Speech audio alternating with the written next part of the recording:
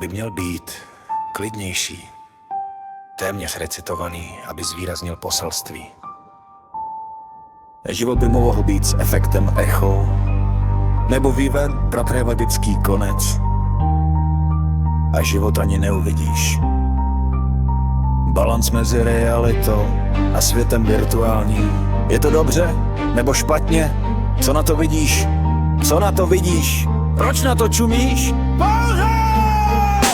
Jo a dopamin, ovládej to, ovládej to, nezvládej to, vyhrávej to, dohrávej to, scrolluj a scrolluj.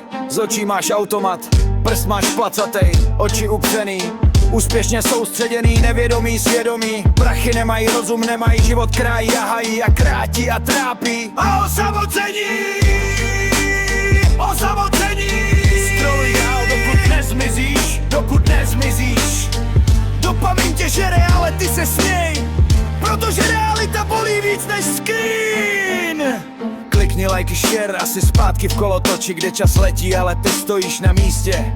Falešní úsměvy, falešní životy, falešní lidi, co tě chtějí jenom sníst.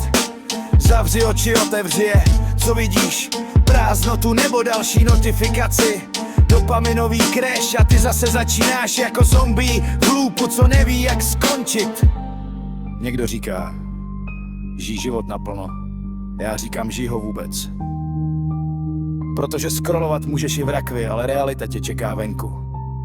Tak co si vybrat? Nějaký průměr? Balans mezi realitou a světem virtuální. Je to dobře? Je to špatně? Odpověď znáš, jenom se bojíš jí říct.